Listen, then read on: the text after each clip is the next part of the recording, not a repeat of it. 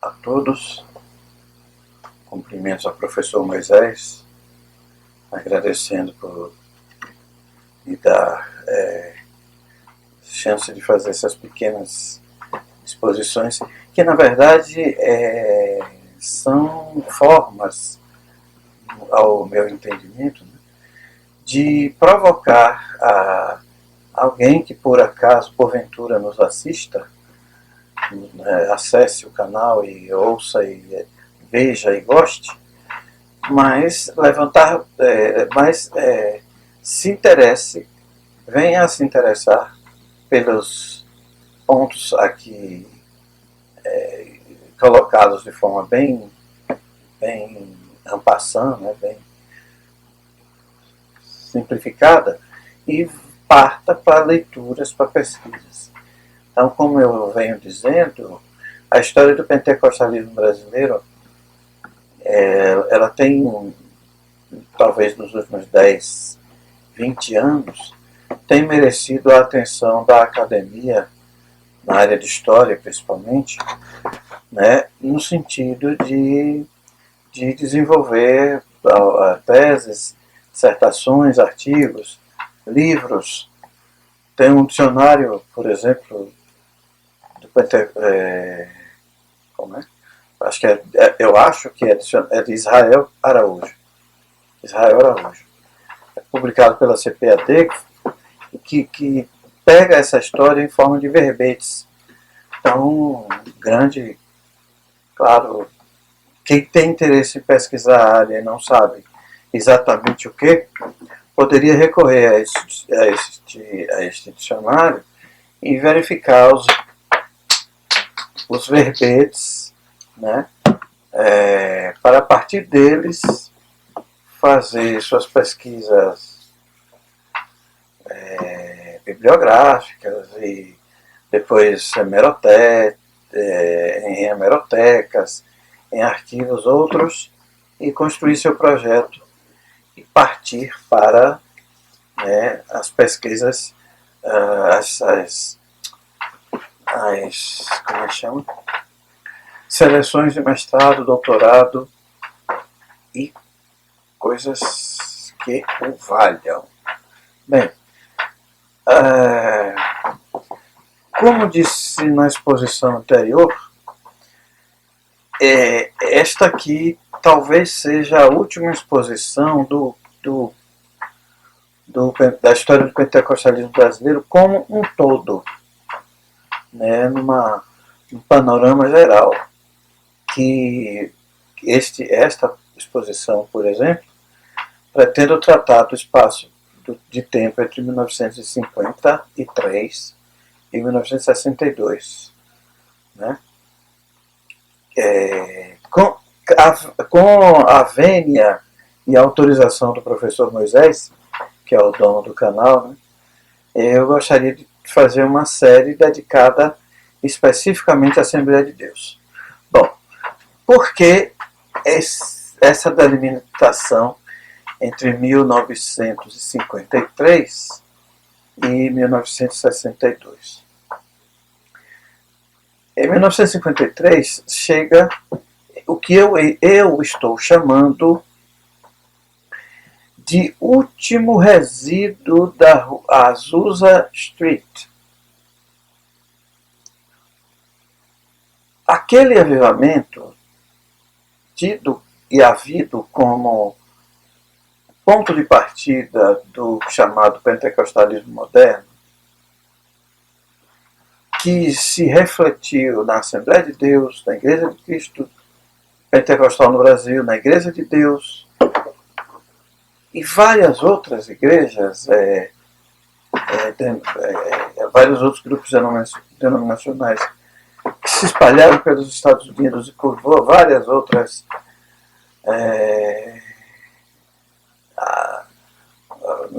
nações, estados, países da terra fora,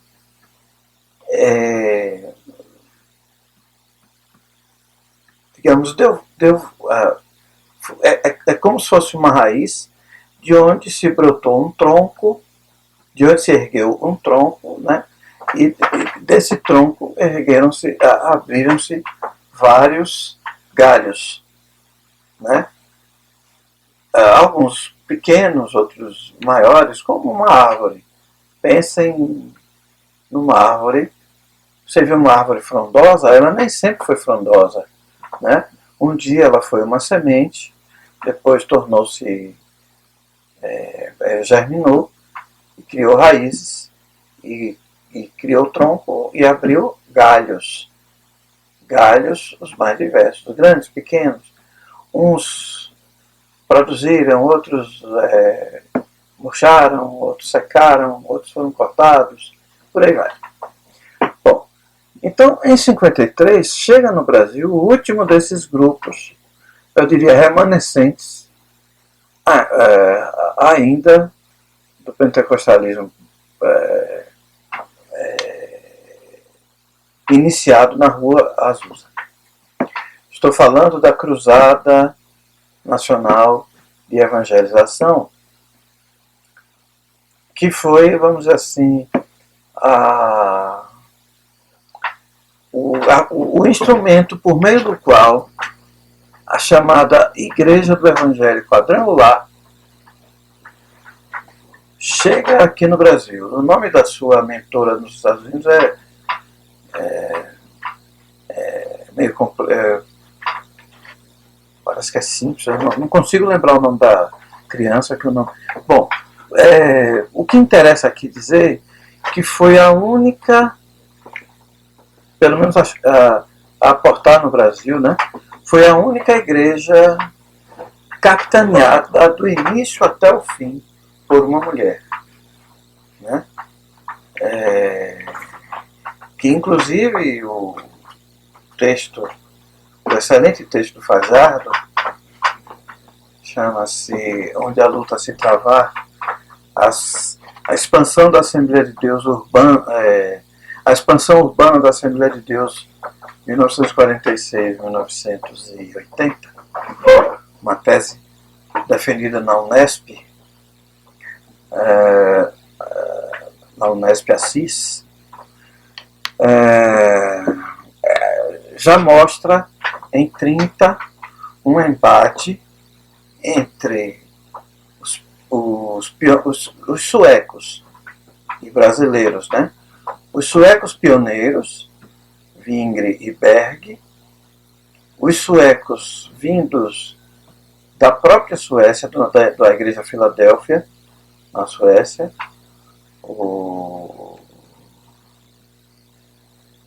não consigo lembrar o nome dele, é um nome estranho também, em torno do papel da mulher na igreja.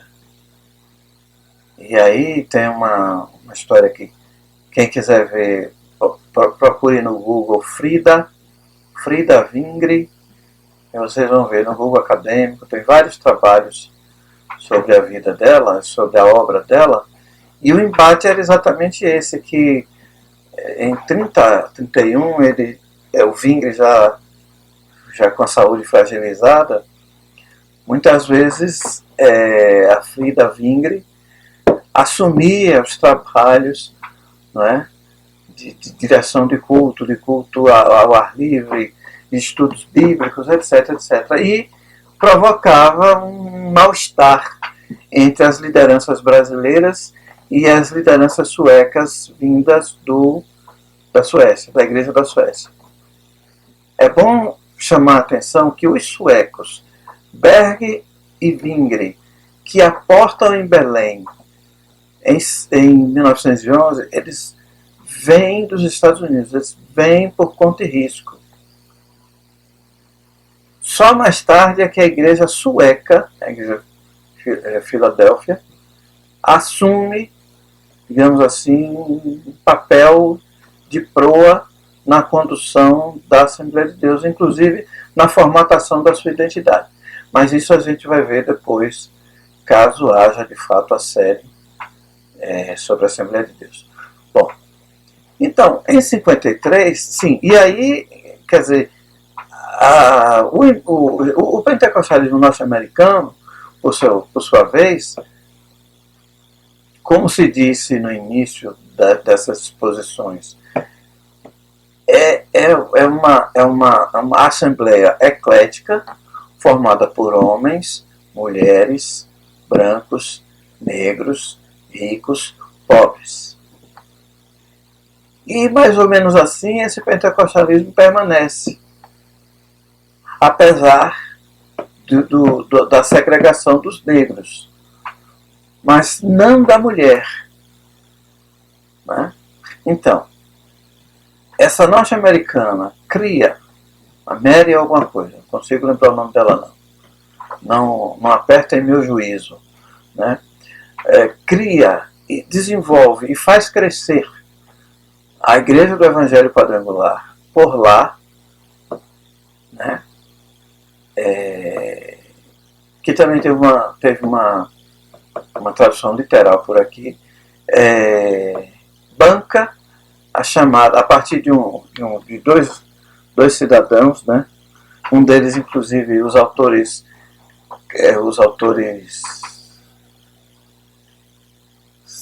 tratam de salientar que fora ator de filmes de faroeste, né? Chegam no Brasil com a chamada cruzada de evangelização.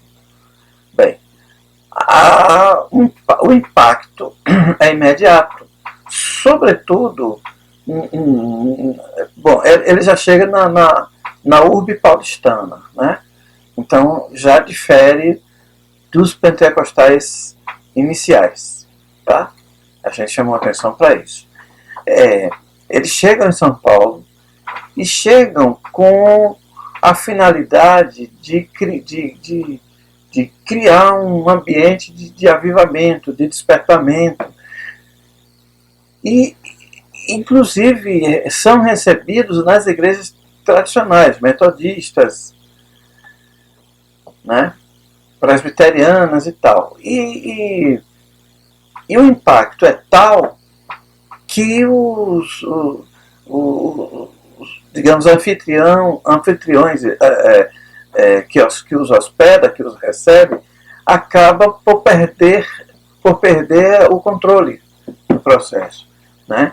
Então, como eles perdem os espaços nos templos, eles lançam mão de uma prática que já era comum entre eles nos Estados Unidos, que é a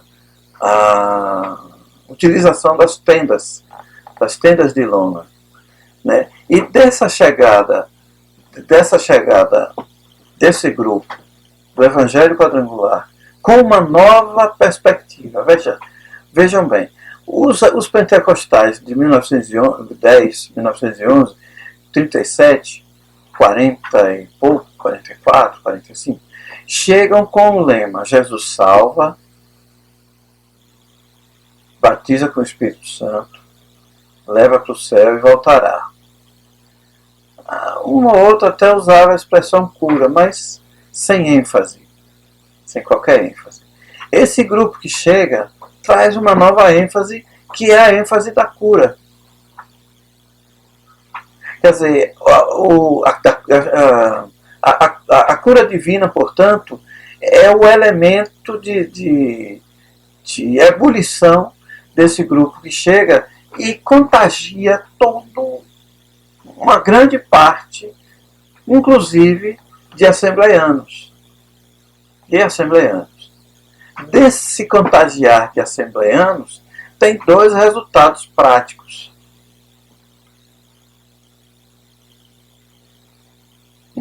Acho que 56, 57. Manuel de Mello, que já havia deixado a Assembleia de Deus para se juntar com o pessoal da Cruzada de Evangelização, cria o Brasil para Cristo, né? E com a ênfase colocada na cura divina, como era a pegada do pessoal do Evangelho Quadrangular, né? E inicia também um processo que a Assembleia de Deus custou usar, que foi a utilização do rádio.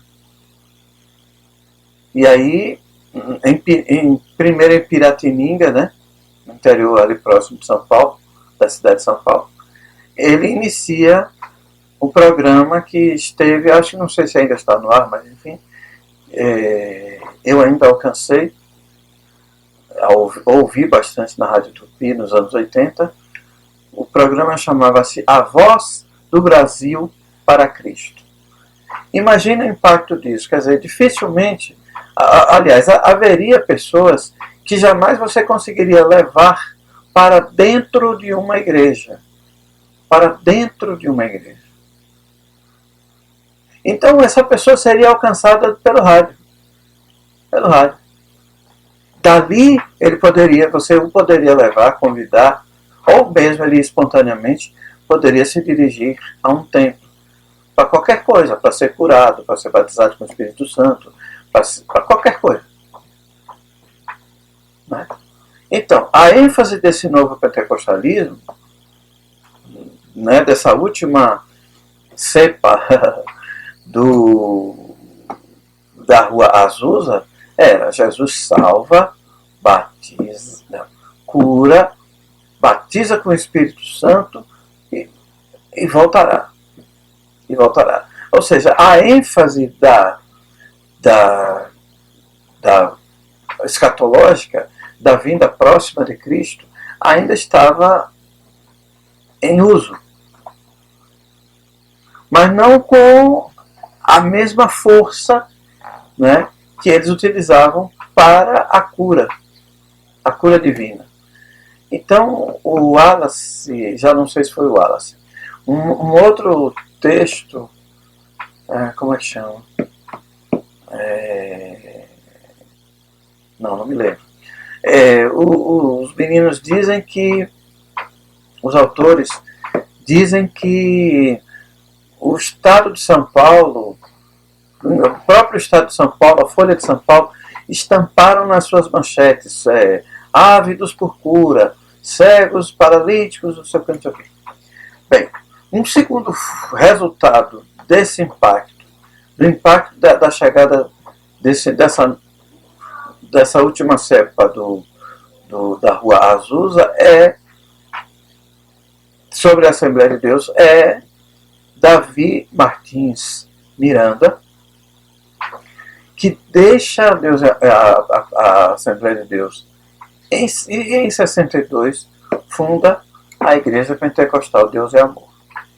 Ou seja, a partir de 53 até 62, a chegada desse grupo de pentecostais com esta ênfase na cura divina, né, acaba, digamos assim, acaba fazendo uma grande reviravolta na igreja como um todo, principalmente nas igrejas históricas. A igreja metodista, por exemplo, ganha dois ramos. A igreja metodista wesleyana, que se baseia, que reúne pessoas que abraçaram a fé pentecostal, e que inclusive eu conheci esse grupo, mas eu não sabia que esse grupo tinha essa origem, o Avivamento Bíblico, um grupo que não foi tolerado pela igreja metodista na adesão à pentecostalização, à pentecostalidade, cria o Avivamento Bíblico, e claro, como estavam sem ele, nem beira, nem ramo de figueira, partiram para as tendas. Nos primeiros momentos, nos primeiros anos também, o Brasil para Cristo trabalhou na utilização das tendas, já que havia dificuldades para conseguir imóveis para alugar, porque ninguém queria alugar os pentecostais né, e etc, etc. E o avivamento bíblico chega aqui em Alagoinhas nos anos 80, exatamente com essa mesma característica. Havia um largo aqui ao lado do cemitério, que hoje acho que esse largo já não é mais largo, onde eles instalaram sua tenda e por vários 2, 3 anos por ali ficaram em formato de tenda até terem as condições econômicas e sociais suficientes para construírem o seu templo fixo. Mas eu conheci esse formato de igreja no estilo tendas, né, trazido aqui para Alagoinhas pelo avivamento bíblico.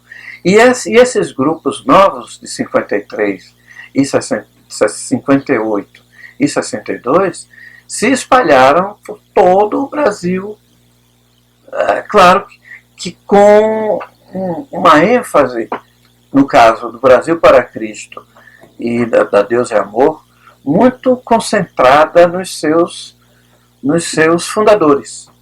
Tanto que suas mortes, e o Davi falece há pouco tempo, acho que há uns 5 anos atrás, aproximadamente.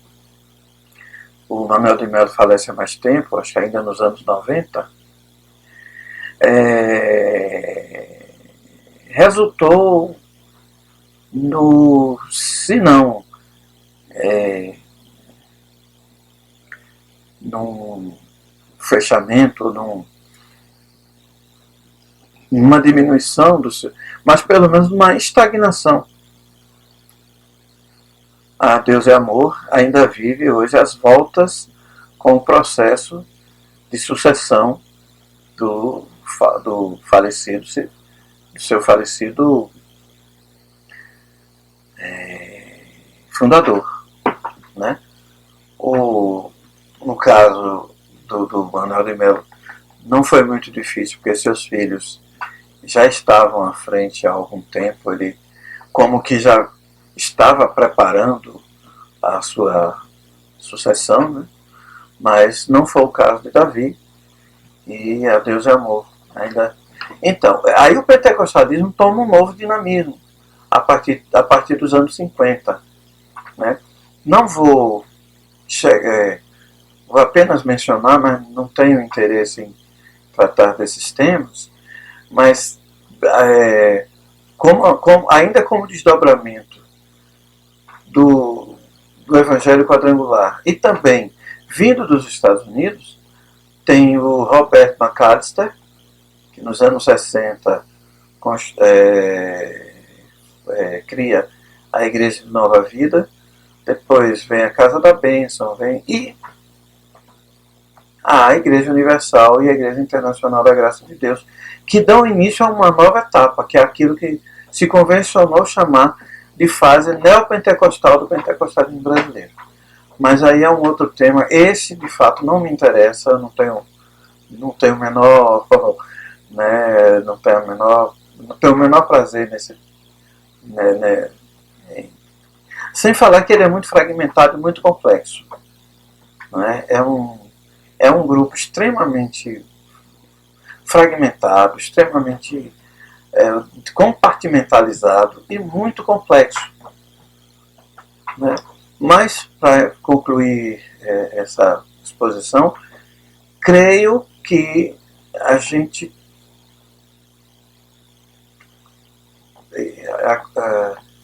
tem conseguido demonstrar, e havendo a série da Assembleia de Deus isso vai ficar um pouquinho mais claro, que uma coisa é o pensamento da liderança de todas essas igrejas, da Deus é Amor, do Brasil para Cristo, do Evangelho Quadrangular, da Igreja de Nova Vida, da Igreja de Deus no Brasil, da Igreja de Cristo Pentecostal no Brasil, da Congregação Cristã do Brasil, da Igreja Evangélica Assembleia de Deus.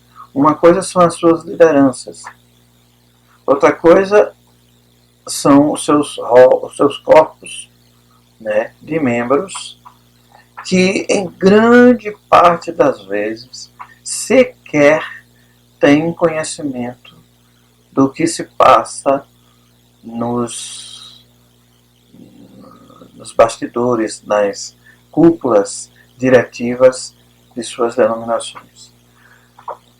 Então, para concluir, entre 1911, eu só quero excluir a congregação, entre 1910, com a Congregação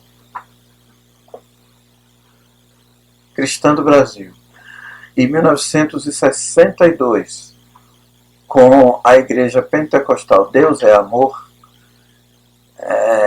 creio que se completa um ciclo, né, daquilo que a gente poderia chamar de emergência do pentecostalismo moderno, que se dá na Azusa Street, né, e que culmina entre 53 e 62 com os processos aqui descritos.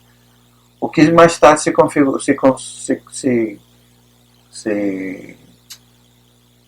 convencionou chamar de neopentecostalismo, não tem outros elementos que se poderiam adicionar à cepa da Rua Azusa, mas não é necessariamente seu herdeiro, vamos dizer assim. Um abraço a todos, obrigado por nos ter assistido até aqui. Um abraço ao professor Moisés, grato pela chance da gente fazer esse passeio rápido pelo pentecostalismo moderno, que deságua naquilo que nós estamos chamando de história do pentecostalismo brasileiro. Um abraço,